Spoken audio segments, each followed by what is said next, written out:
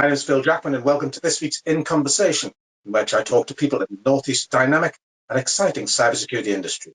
Brought to you by Cyber North, Dynamo Northeast Cybersecurity Cluster. We're supported by Accenture and the Innovation Super Network, and we're part of the UK Cyber Cluster Collaboration, or UKC3, recognised by DCMS and the National Cybersecurity Centre. Today, I'm joined by Biju Issac, Associate Professor and Programme Leader at Northumbria University. Hi, Biju. How are you? I'm fine, Phil. Thank you. Good. It's great to see you again. And can you start by telling us a bit about yourself and your role at Northumbria? Yes. So thank you, Phil, for this opportunity and for this interview. I'm Biju Issac, Associate Professor in Networks and Cybersecurity, working in the Department of Computer and Information Sciences at the University of Northumbria. I'm also a program leader for two programs, Computer Networks and Cybersecurity and Computer and Digital Forensics. These two programs, have commonalities and differences. Networks and Cybersecurity is more proactive security, where we try to, enforce security before a cyber attack. But Digital Forensics, on the other hand, is more of reactive analysis after, a cyber attack has happened, especially in the context of investigation. I'm also the Deputy Research Lead of CyberNets, or Cybersecurity and Network Systems Research Group at Northumbria. Excellent. Well, no doubt that will keep your days filled all the way through. But tell us a bit about the CIS, or the Computer and Information Services Department. How many students you got, postgraduates, etc.? Interesting question. I think we have around 1,500 plus students approximately in CIS department, including undergraduate, masters, and PhD students. I would say the undergraduate, including integrated masters, would be around 1,200. Master's students would be around 300 plus, and PhD would be around 70 or so. And we're also looking at a big department with around 80 plus academic staff, and we are currently recruiting. And if anyone is interested, feel free to apply. That's a big resource and a big team. So many of us, a lot of us, don't work in universities, are not used to how they work. What's a typical day look like for you? Well, a typical day, I have quite a number of emails to answer, online or face-to-face meetings, and teaching. But I don't teach every day. The meetings I have are with students, teaching team, and with external people in the industry or cyber police. I also have supervision meetings with PhD students, and I supervise undergraduate, masters, project students. And being a program leader, I have to answer quite a lot of emails, both from the students and staff. So in summary, a day would look quite busy with loads of interaction with people virtually or face-to-face. Yes, well, I'm sorry, I keep adding my emails to your burden, but there you go. So Northumbria is an academic centre of excellence recognised by the National Cybersecurity Centre, one of two in the region. And so what does that entail? Yeah, I think it is a big achievement. We are one of the 19 universities in the UK out of 130 universities, that is certified by NCSC, as you said, National Cybersecurity Centre, as an academic centre of excellence in cybersecurity research. We call it ACE, CSR in short. Now, this speaks volumes of the quality of cybersecurity research that is happening in the university. And there are two aspects or pillars of cybersecurity research I can think of. Number one, the human aspects of cybersecurity, which involves psychology, sociology, design, HCI, etc., which is led by Professor Lynn Coventry. She's also the director of ACSR. Number two, the technical aspects of cybersecurity, which involves AI, machine learning, being used, to solve cybersecurity problems, And we also look at other network security problems.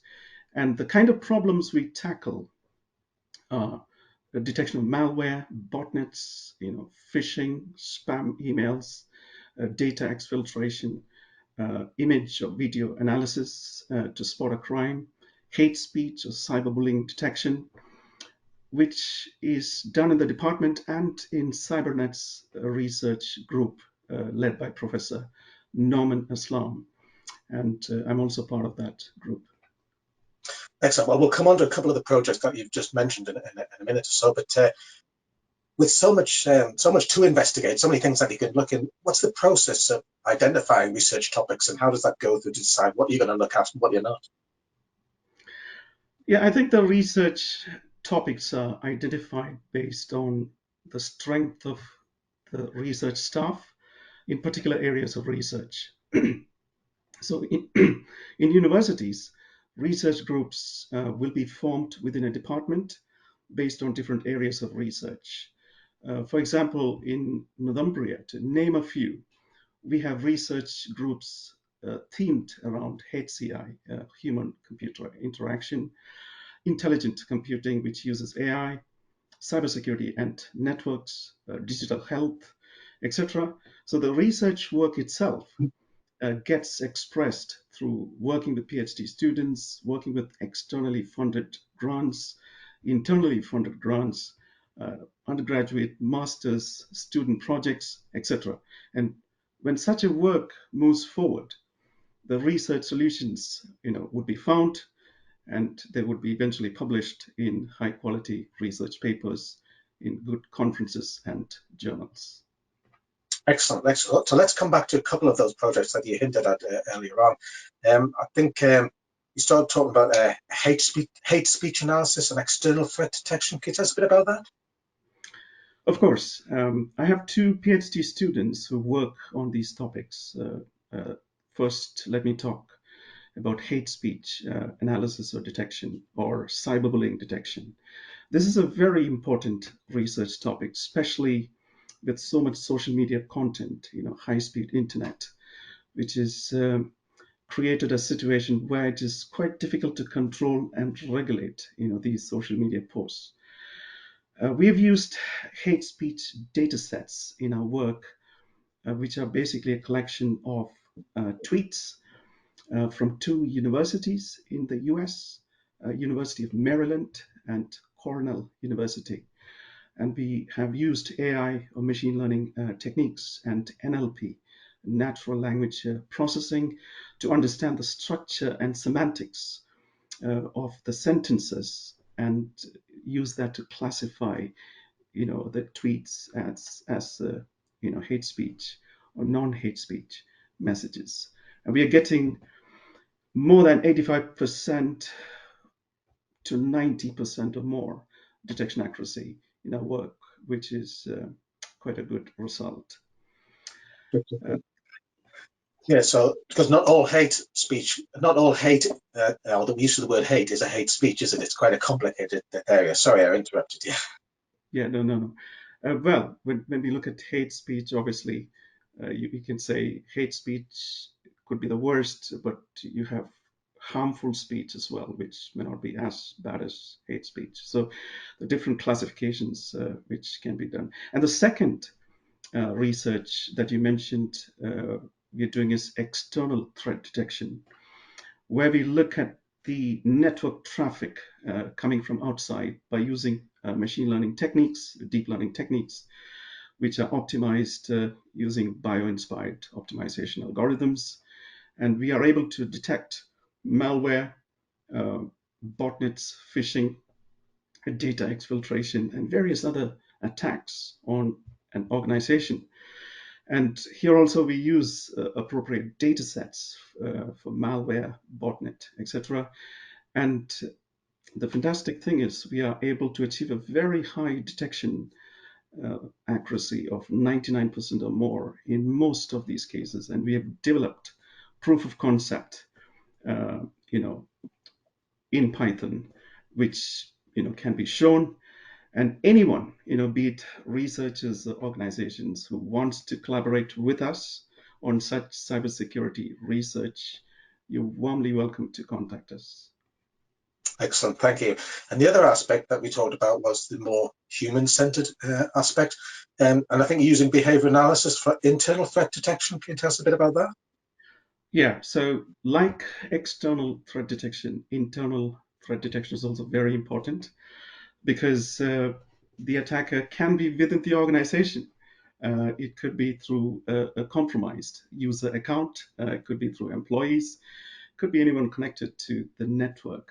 So in this particular research, we construct, heterogeneous graphs which captures key activities of the users over a period of time. Again, using deep learning techniques and unsupervised learning techniques. And we can spot user anomalies. To give an example, if someone is working in the marketing department, and then we see, activities of that person transferring huge files at odd times, encrypting X number of files, trying to scan a network, that doesn't fit that user's profile and obviously would flag an anomaly. So this work is done with a PhD student, and we're getting very encouraging results. And obviously, we could also bring in psychology into this to understand what we call as the mindset of the user through various inputs that the user puts in. So yeah, it's a powerful research, and I think if you get some good results, it can change the way user threats, internal threats can be detected.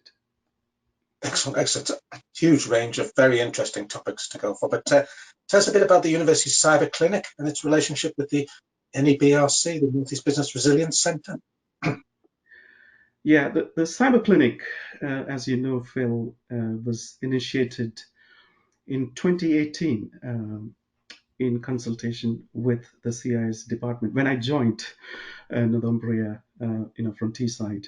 And it is a forum, for students to learn ethical hacking in an informal and fun way. It is led by ethical hacking students who are eventually paid by IOC or the department.